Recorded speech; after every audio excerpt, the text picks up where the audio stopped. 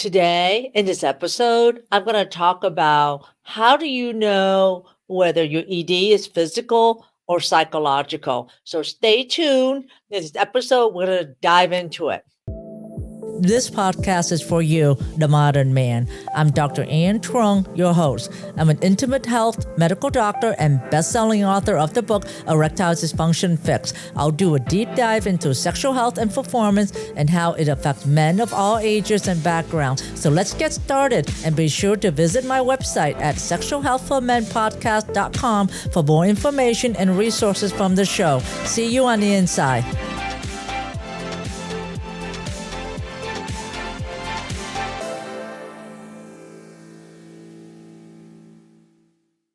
Hey there.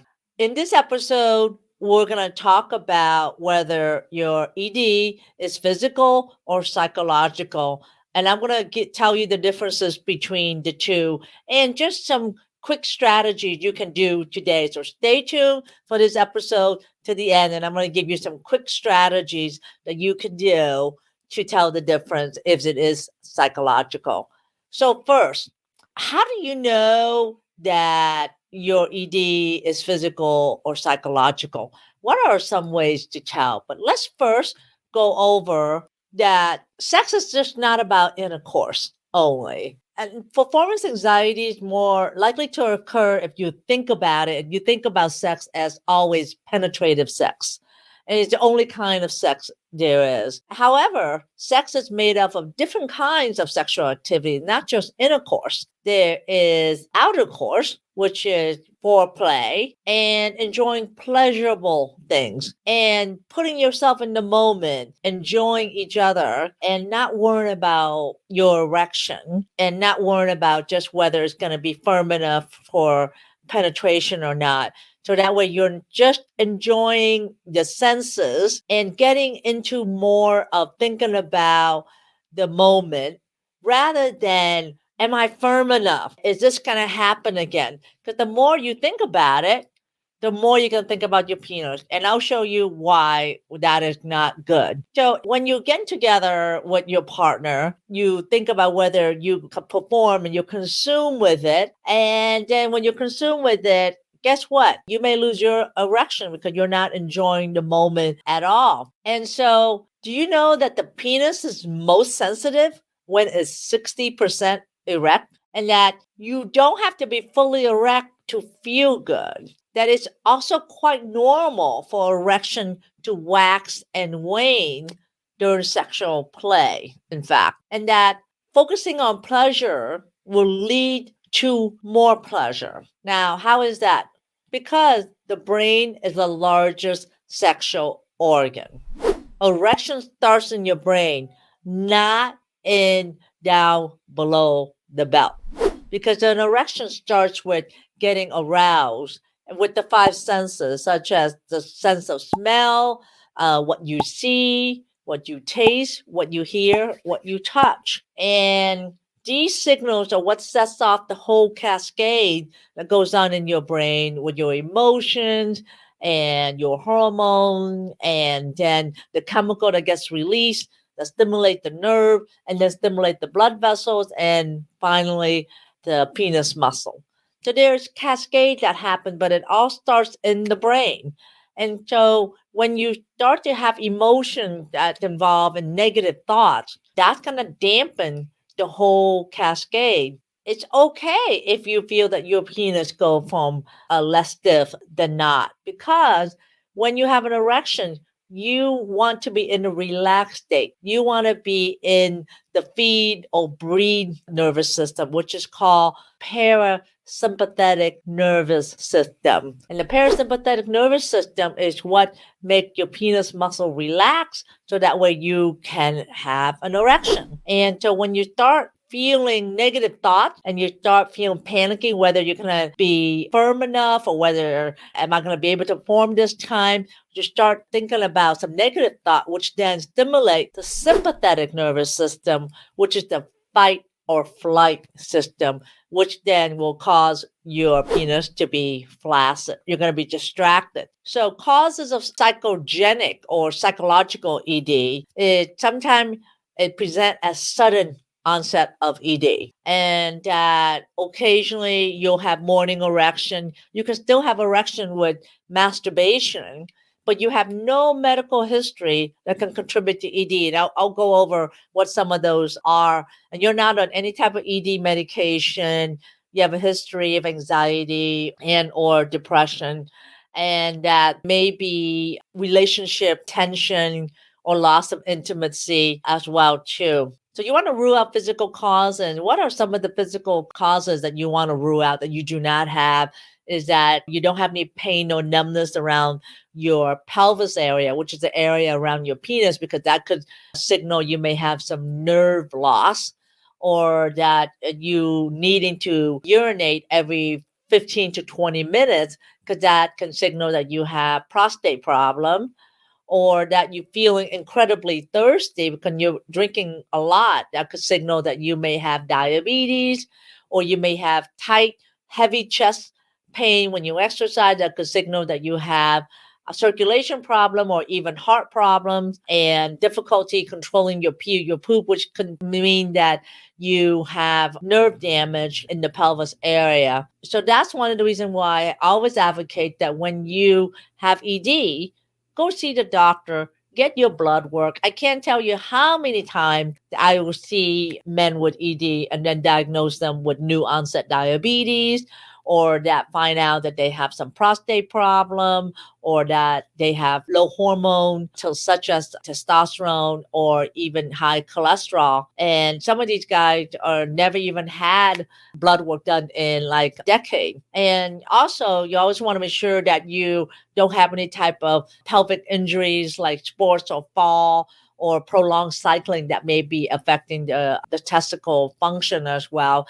There are many, many medications that can contribute to ED. And some of them are the usual anti-blood pressure medication, antihistamine, antidepressant medication, diuretics such as water pill, and anti-arrhythmia, meaning the medication that controls your heart rhythm, tranquilizers and sedative, sleeping medication, medication that relaxes your muscle in case you have pain, anti-inflammatory drugs, even naproxen or ibuprofen, anti-anxiety medication like Xanax or stomach ulcer medication, and even some medication that will help with infertility, chemotherapy medication, prostate medication, and painkillers such as opioids medication and anti-seizure medication. So what's the difference between physical and psychological ED is that ED happens whenever a mental or physical link in the erection chain is broken and you can't do the job properly. So like I said, the erection starts in the brain. And the sixth system that's involved with creating an erection is the brain, the emotion, the hormone, the nerve, the blood vessels, and the penis. Psychological ED happens when the brain fails to send a signal, which starts the cascade. And it could happen any point during sexual activity. That's why your penis can go soft when things start out well. However, physical ED happens when something isn't right in the body. Any problem that block or restrict blood flow to the penis is a good culprit for physical ED. Luckily, 90% of ED come from physical, and only about 10% is really more psychological. And sometimes ED can have a mix of the two causes as well, and they play around with each other. So there are two systems for erection, and I mentioned that earlier, is that the parasympathetic is the feed or breed, and then the sympathetic is a fight or flight system. And the fight or flight system help your body deals with threat or emergency or trying to run away from threat. And when the fight or flight or sympathetic nervous system takes over, your heart rate goes up, your blood rushes to your muscles so you can get away from the threat. And this helps you deal with the problem emergently. However, it takes the blood flow away from your penis. And so when the fight or flight is triggered, you're not going to be able to get an erection. So for instance, when you're stressed or when you're distracted, it's hard to be in the mood and to have an erection. and your brain don't know the difference between real threat and being anxious in the bedroom. So that's very important. The brain recognizes fear, and then the brain switches from fight or flight mode and, from being a stimulated mode, and then the stress direct blood away from the penis. And this is really the model of every psychological erection issue. So how do you combat that? I'm going to give you a couple of tips today. One, the first tip is box breathing. This is what the Navy SEALs do in order for them to be calm to accomplish their mission. What it is that it activates the feed or breathe mode, which is the parasympathetic nervous system. The parasympathetic nervous system is the system that helps you get an erection. So how do you do that? Do that with me. So if you are able to watch this video or hear in the podcast, box breathing starts with taking deep breath in for it takes 4 seconds, then you hold it for 4 seconds, then you breathe out for 4 seconds, and you hold it for 4 seconds. So when you take your deep breath in, you want your stomach to kind of come out. Even though you pull down your diaphragm, your stomach puff out.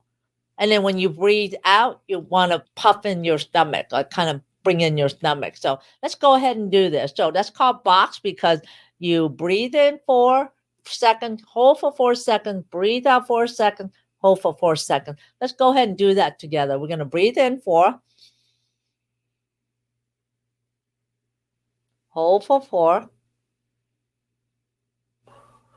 breathe out for 4, and hold for 4. You can breathe into your nose and then breathe out through your mouth. And do this for 5 minutes. And you can do this before sexual activity, during sexual activity, or when you start having that negative thought that come to your brain that's going to say, oh my God, am I going to be able to get stiff enough today? Am I going to be able to perform? Is this going to happen again? When that thought occurred in your mind, start this box breathing.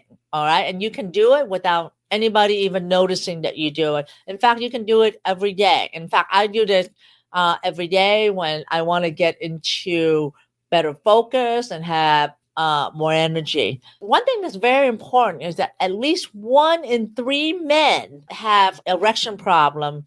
So does that make you any less of a man? Now, studies have shown that men between the age of 40 to 70, 50% of them have ED. In a study in 2008 called the Men's Attitude to Life, Event and Sexuality, or the Male Study, MALES, found the answer to this. So does having ED make you less of a man? No, because it showed that the most important part of being a man are honor, self-reliance, and being respected by friends. It's exactly the same for men with and without ED. So this might not be the definition of a man, but it's a good reminder that sexual performance isn't as important to manliness as messages from the media or porn that we see. So media or porn may not be the reality of what manliness is. So the manliest thing you can do is to realize that, your manliness does not have to correlate with your erection, and that get into pleasure versus obligation. When sex is about fulfilling obligations or living up to something, it puts stress in the mind. So it triggers that sympathetic nervous system, and it's hard to get things started below the belt. So you want to be prioritizing that, sexual relationship be pleasure for you and for your partner, and stop the negative talk in your mind. Stop the negative talk and just don't get these type of thoughts in your mind like, don't lose your erection again. Don't ruin the moment. Don't enter that awkward situation again. You're not going to keep it up. This isn't going to work. If you're having those thoughts, stop those thoughts, recognize it, and start your box breathing. Get out of your head and into your body. All right? The more you watch your penis firmness, the more you'll have erection issues. The more you have erection issues, the more you'll watch your penis. So get out of your head, into your body, and paying attention to your senses and enjoying pleasure. One thing you need to know is that the penis can change firmness during intercourse and still remain functional. If you weren't watching it, you would notice it. So it's okay to have changes in firmness throughout the whole sexual activity. And know that situational anxiety triggers or ruin your erection. All right. And it just breaks the flow of the sexual activity. All right. Get out of your head, get into the moment, stop talking critical self-talk, and change it to be more of physical contact, sexy. Keep the sexual flow going and maintaining, and recognize when you start having negative thoughts. All right, because negative thoughts inhibit erection, and you don't want to have these thoughts become present in your mind during this moment. And that's how you're gonna stop that psychological ED. I can't tell you how many times that I've treated patients and they're able to get better blood flow going, they're getting morning erection, they're getting firmness, and then they start talking negative thoughts, they start thinking about negative thoughts, and they depend upon, the little blue pill to help them with their confidence. And it's almost like it's their security blanket. So first of all, stop the ED medication. And second of all, give yourself a pat and say that, you can do this. All right. You're not less of a man if you do have ED, because you can get out of those negative thoughts. You can practice box breathing. You can focus on the moment, get out of your head and into the moment and enjoying the pleasure and the senses with yourself and with your partner. You'll be amazed how fast this is going to work if you just start just one strategy. And I hope that you will do at least one. And I will leave in the show notes that study about manliness. And I hope to see you next time. And thank you for being with me today. Thanks for listening to the Sexual Health for Men podcast. If you love this episode, then please take a screenshot on your phone and post it on Facebook, Instagram, or wherever you post.